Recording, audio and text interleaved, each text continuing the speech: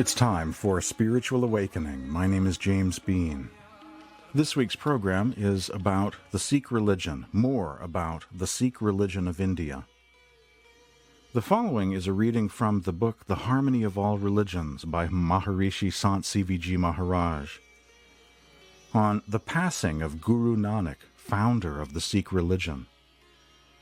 On the 22nd of September in the year 1539, Guru Nanak was sitting under a tree in Kartarpur in his ashram.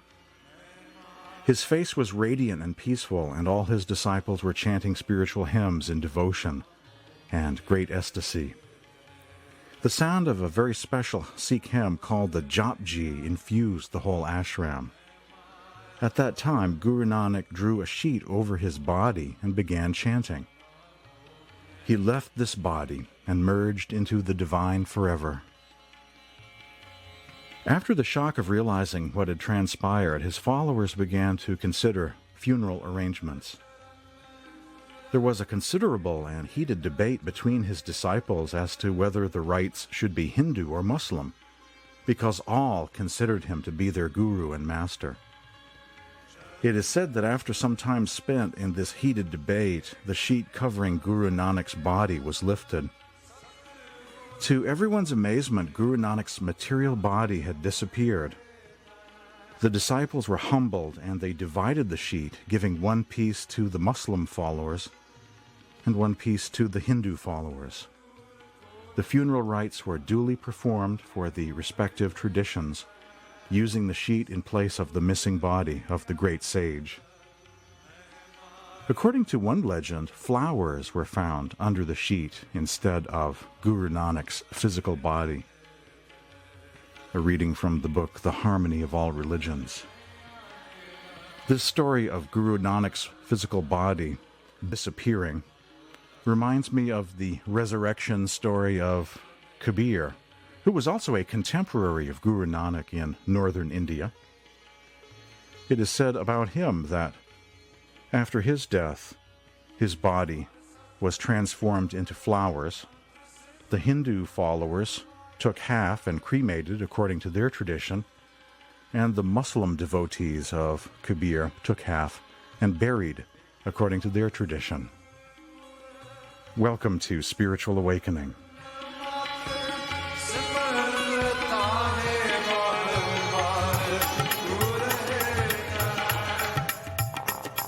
There's not just one religion, there are thousands. After years of being concerned that too few voices, too few points of view are getting heard when it comes to spiritual paths and world religions, that the radio airwaves were not reflecting the diversity that really exists, I started producing my own programs, exploring the world of spirituality, comparative religion, books, websites, and music, bringing to the airwaves the gentle voices of saints, the wisdom of masters or mystics, world scriptures, sacred texts, the great spiritual classics of the East and the West. Darshan Singh, author of the book Spiritual Awakening, once said, "Humanity has always dreamed of a golden age. Some imagine it as having existed in the remote past, while others project it into a distant future. For those who have the eyes to read the signs, the golden age of spirituality has already begun, and we are witnessing its dawn. Already young and old throughout the world are beginning to seek spiritual awakening. Let us speak of peace. Let us listen to the message of love. And once these subjects are begun, let us speak of them from dawn to dawn." My name is James Bean. Welcome to Spiritual Awakening. More about the Sikh religion of India on this week's program.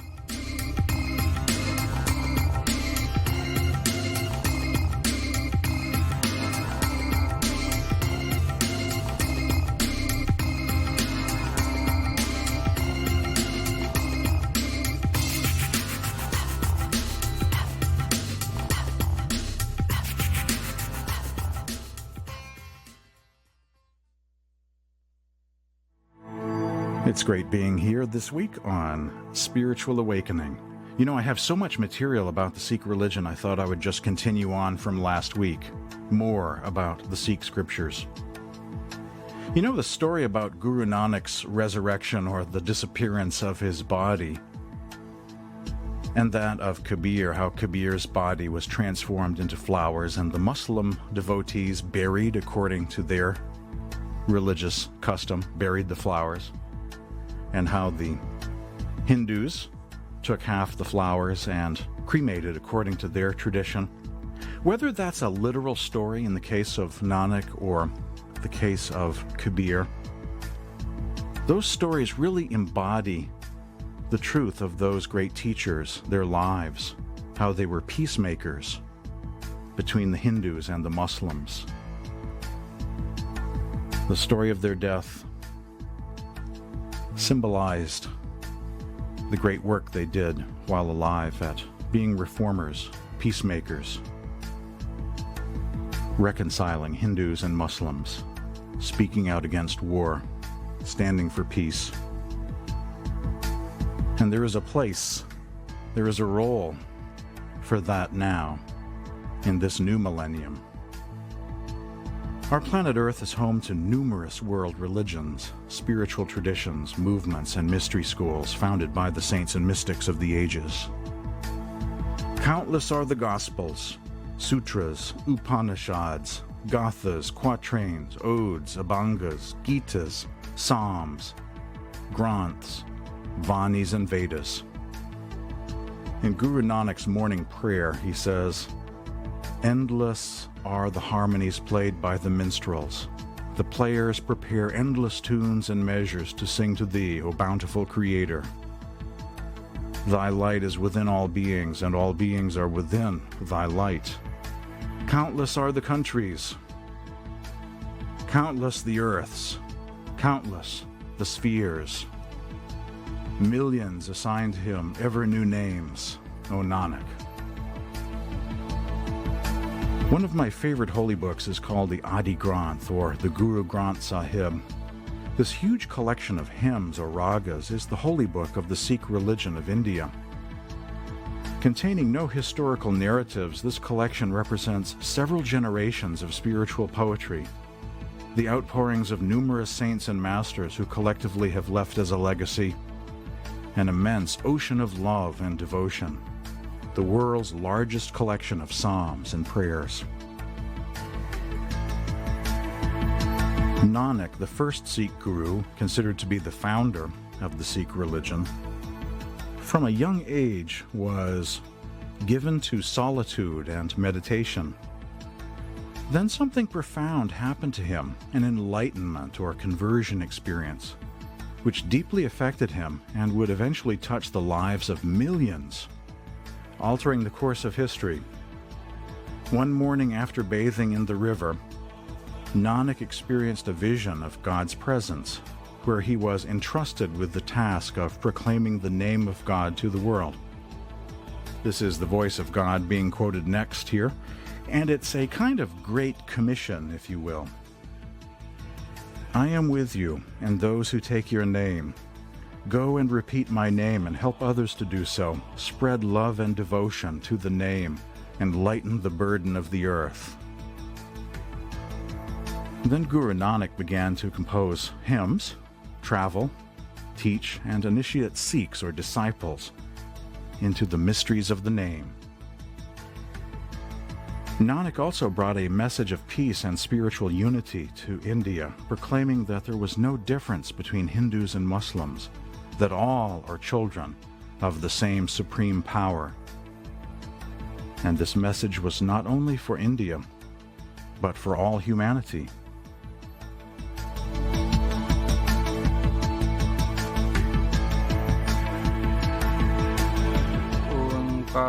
Satnam ਕਰਤਾ ਪੁਰਖ ਨਿਰਭਉ ਨਿਰਵੈਰ ਅਕਾਲ ਮੂਰਤ ਅਜੂਨੀ ਸੈਭੰ ਗੁਰ ਪ੍ਰਸਾਦ ਜਪ ਆਦ ਸੱਚ ਜੁਗਾਦ ਸੱਚ ਹੈ ਭੀ ਸੱਚ ਨਾਨਕ ਹੋਸੀ ਭੀ ਸੱਚ ਸੋਚੈ ਸੋਚ ਨਾ ਹੋਵਈ ਜੇ ਸੋਚੀ ਲੱਖ ਵਾਰ ਚੁੱਪੈ ਚੁੱਪ ਨਾ ਹੋਵਈ ਜੇ ਲਾਏ ਰਹਾਂ ਲਿਵਤਾਰ ਭੁੱਖਿਆਂ ਭੁੱਖ ਨਾ ਉਤਰੀ ਜੇ ਬੰਨਾ ਪੁਰੀਆਂ ਭਾਰ ਸਹਿਸ ਸਿਆਣਪਾ ਲੱਖ ਹੋਏ ਤਾਂ ਇੱਕ ਨਾ ਚੱਲੈ ਨਾਲ ਕਿਵ ਸਚਿਆਰਾ ਹੋਈਐ ਕਿਵ ਕੂੜਾ ਟੁੱਟੈ ਪਾਲ।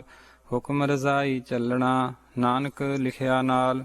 ਹੁਕਮੀ ਹੋਵਨ ਆਕਾਰ ਹੁਕਮ ਨਾ ਕਹਿਆ ਜਾਈ। Ek Onkar, the creator of all is one. Satnam, truth is his name. The first verse of Guru Nanak's Jap Ji from the Adi Granth, the Sikh scriptures of India. Guru Nanak brought a message of peace and spiritual unity to India. His message proclaimed that there was no difference between Hindus and Muslims, that all are children of the same supreme power. And this message wasn't only for India, but for all humanity. As we enter this new millennium in this atomic age, this message must become mainstream, well-known, understood, and must be at center stage, not something that just a handful of people are into, but it's important that East and West embrace this message of peace and harmony and tolerance. There is no other way forward. And so it is certainly my prayer that this message goes out to the whole world. The following is a kind of Genesis chapter 1 verse 1, if you will, from the Sikh scriptures, though actually the beginning referred to here goes back several dimensions before the Big Bang, but it sounds a lot like Genesis. Cosmic joy, the divine drama of creation, according to the Sikh scriptures. In the beginning was he alone. In the beginning was he alone, sufficient unto himself, the formless, colorless, and unconditioned being. Then were no eyes, no darkness, no light. Nothing else was there, only the One. The Supreme Spirit remained merged in the unknown depths of his own self. And then he uttered the word, the Anhad Shabad. God created the cosmos spontaneously and permeated the three worlds with his light. The Creator brought into being the game of joy. And from the word Omkar, the creation sprang. Separating sky and earth, he spread out a canopy, establishing the firmament. He spoke the word. Having produced the sun and moon, he put light in them. He brought about the wonderful drama of day and night. I like how this is described as a game of joy, not a game of drudgery, a game of misery, but a game of joy. I think there's hope in those words. A nice thought, a very positive outlook, very creative, you might say, this particular version of Genesis about creation. The Adi Granth, or Sikh scriptures, describes 5 major waves or universes of creation brought into being by the Anhad Shabad, the Omkar, the word, the sound, the divine voice that said or vibrated, "Let there be," and all became. The first realm, or plane, or heaven, is called Sachkhand, or the realm of truth, the timeless world of spirit. This is the highest heaven in the Sikh scriptures. Sachkhand, the realm of truth. Below that is a realm called Karamkand, the realm of grace. The third plane is called Saramkand, the realm of ecstasy. The fourth plane, Gyankand, the realm of knowledge. If that was Greek instead of Gurmukhi, it might be Gnosis Kand, the realm of knowledge. And the fifth plane, where we are, physically speaking, the last or outermost plane of creation, is called Dharamkand, the realm of action, the physical plane. According to the Sikh scriptures of India, all of these universes or heavens are teeming with life, are filled with countless earths, suns, moons, stars, and galaxies.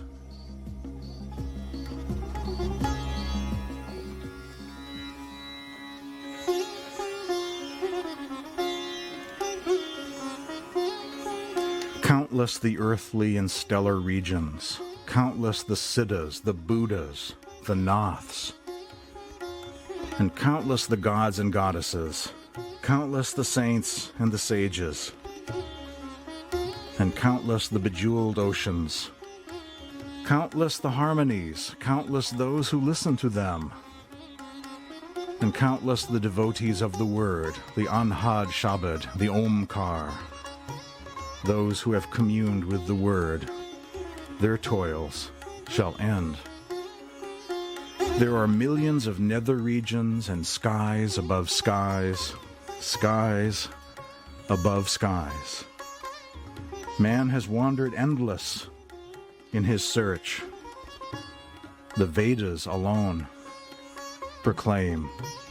The Muslim books speak of the 18,000 universes, but it is the same power that sustains them all.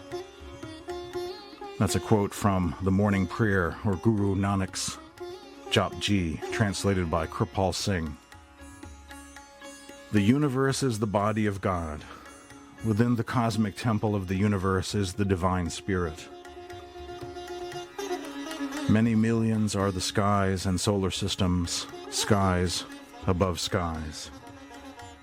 Many millions are the skies and solar systems. Many millions are the moons, the suns and stars. Millions are the sources of creation and continents. Many millions are the jewel-containing oceans. Many times has the universal expanse occurred.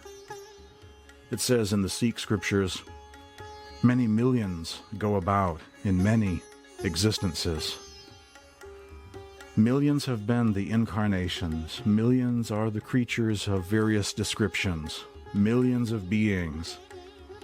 Millions are the celestial singers. Ever and ever, the unique Lord remains the same. From the supreme power they emanate, and into the Lord they merge.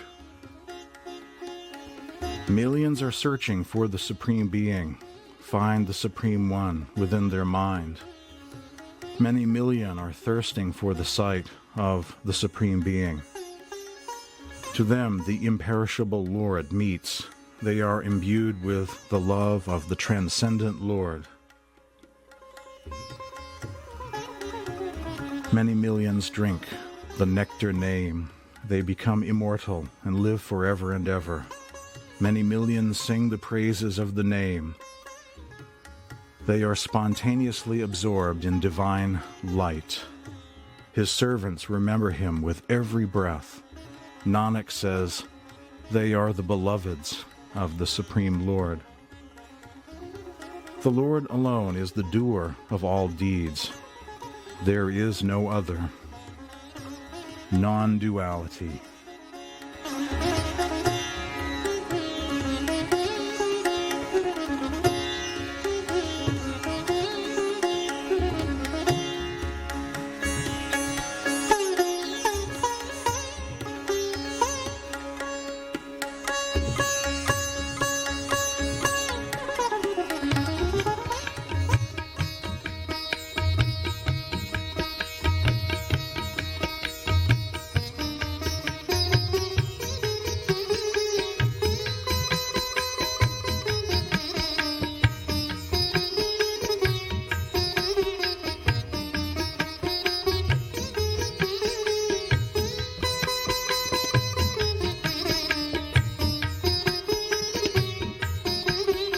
सच नाम करतार, बोलो सच नाम करतार, सच नाम करतार, सच नाम करतार, सच नाम करतार, बोलो सच नाम करतार, बोलो सच नाम Kartar.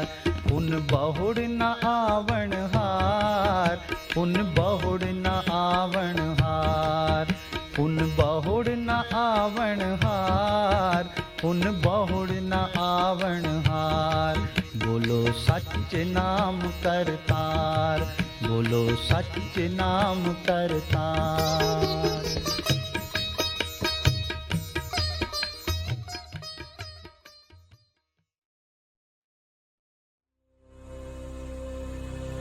There are many different books on the Sikh religion and the Sikh scriptures of India.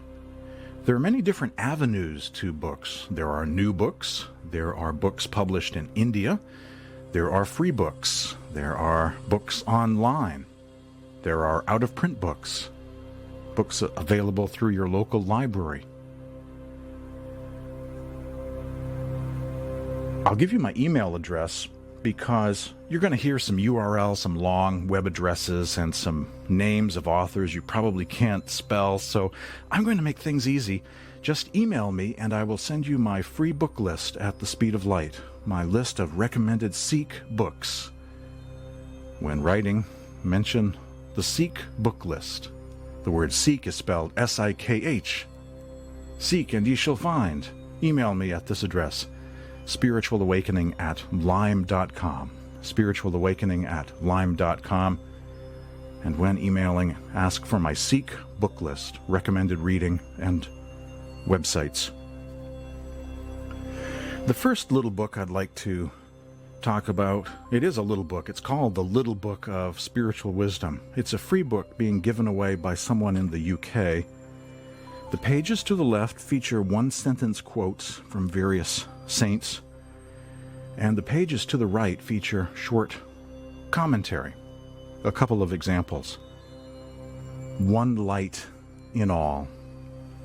Guru Nanak Dev said, "Forget caste, recognize the one light in all." Commentary. Divisions are man-made. Do not waste time believing in any ideals that promote differences between people. We are all human beings with the same universal divine light illuminating our souls. I turn the page. True living. Guru Nanak said, "Truth is high. Higher still is truthful living." The commentary. Live the truth. The highest state of spirituality is only accessed once you begin to live your own life truthfully.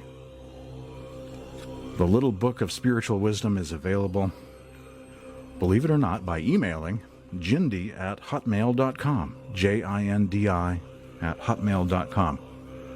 Speaking of free, on the internet, you can read the entire Khalsa consensus translation of the Sikh scriptures of India by going to sikhs.org, www.sikhs.org. You know, there must be an entire server dedicated just to this one website. It's so huge. The Sikh scriptures are 1,432 pages in length. That's how many pages, and they're all online at sikhs.org, along with other pages, history, information, background on the Sikh religion. It's a new generation electronic book, a book that doesn't have a binding, no ink, isn't distributed, isn't a physical book. It's an electronic book available as CD-ROM, probably more than one CD, it's rather large, as well as online at sikhs.org.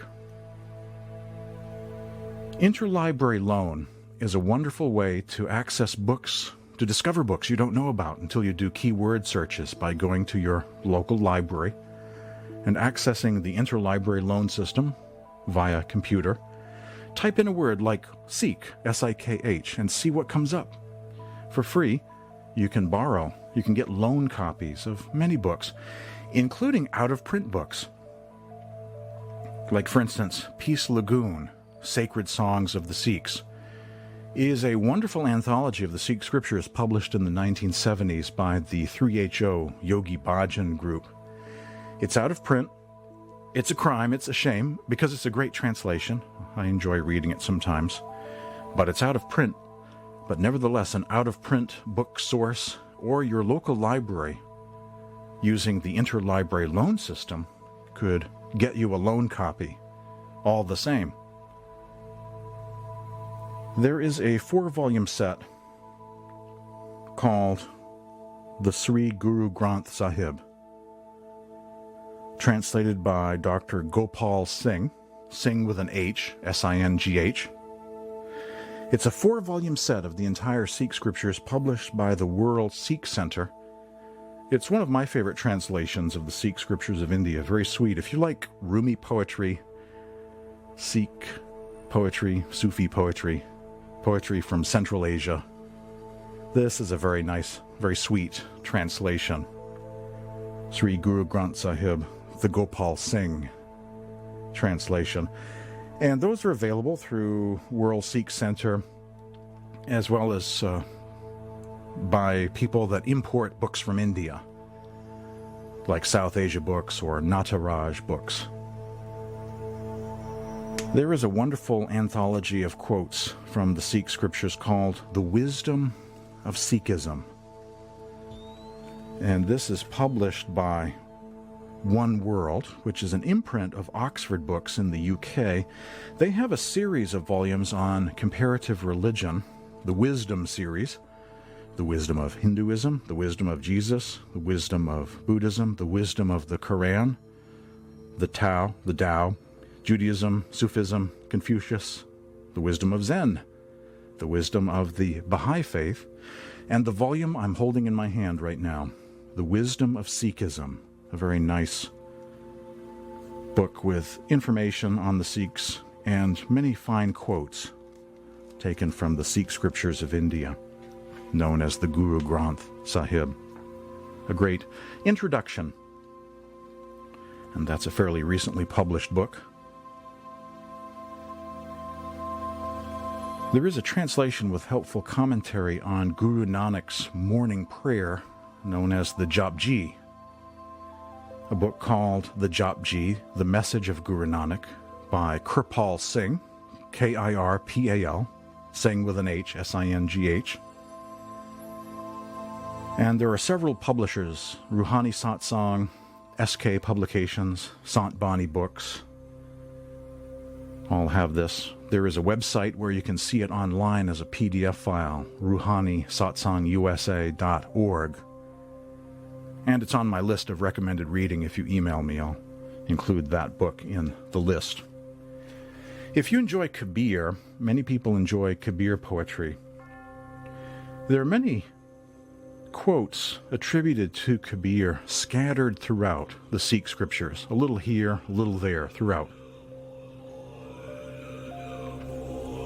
There is a translator by the name of Nirmal Das who has gathered together in one book, one convenient paperback, all of the poetry of Kabir contained in the Sikh scriptures.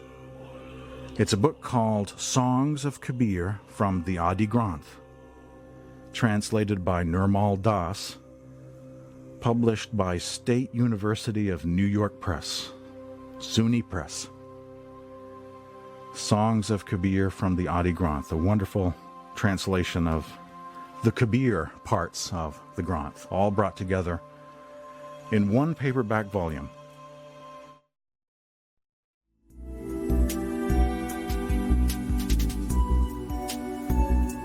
Thanks for tuning in to this week's edition of Spiritual Awakening, exploring the Sikh religion of India